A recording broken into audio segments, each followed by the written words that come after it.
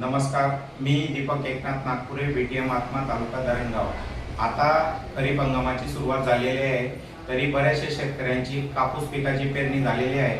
तर सदरील पिकांवर रस शोषक करणाऱ्या किडींचा प्रादुर्भाव कमी करण्यासाठी सर्व शेतकरी बांधवांना माझी एकच विनंती आहे। आता आपल्या शेताच्या बाणांवरती असलेले लिंबाचे झाडं, त्याच्या लिंबोळ्या ज्या खाली पडलेल्या आहेत सुकून, त्या आपण प्रत्येकाने जमा करून 5% लिंबोळी अर्क कसा तयार करायचा ती प्रोसेस मी तुम्हाला या व्हिडिओच्या माध्यमातून सांगणार आहे। 5 किलो लिंबोळ्या घेऊन त्या बारीक कुटून, जाड बारीक कुटून आपण त्या 10 लिटर पाण्यामध्ये भिजू घालायचे रात्रभर।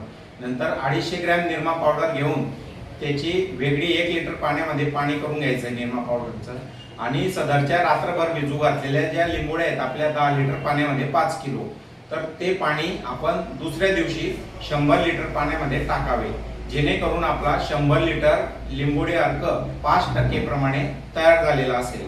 आणि सदरचे 100 लिटर पाणी आपण 15 लिटर पंप जर असेल आपला 15 लिटरचा, तर 7 पंप आपले एकरी 100 लिटर त्या निंबोळी अर्कामध्ये फवारणी होऊ शकते।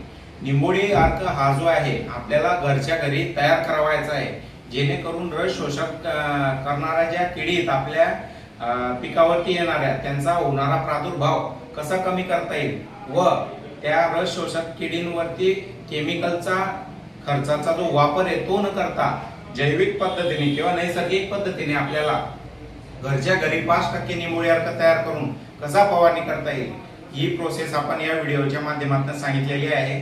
तरी सदरील लिंबोळी अर्काचा जो फायदा आहे, रस शोषक करणाऱ्या ज्या किडी आहेत त्यांचा प्रादुर्भाव कमी करणे, नंतर झाडाची रोगप्रतिकार क्षमता वाढवणे व आपल्या झाडावरती कीड रोगचा जो प्रादुर्भाव आहे होणारा त्यापासून आपल्या झाडाचा बचाव करणे।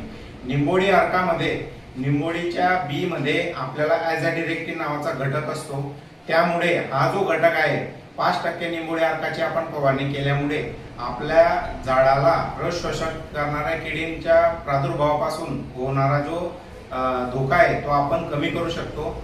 तरी माझी या व्हिडिओच्या माध्यमातून सर्व शेतकरी बंधूंना विनंती असेल, सदरील व्हिडिओ दाखवल्याप्रमाणे सर्वांनी घरच्या घरी निंबोळी अर्क तयार करून दर 15 दिवसांनी आपल्या कापूस किंवा कोणत्याही पिकावरती फवारणी केली तर रस शोषक करणाऱ्या ज्या किडींवरती आपण आवाढव्य जो केमिकलचा खर्च करतोय तो आपल्याला या माध्यमातून कमी करता येईल। धन्यवाद।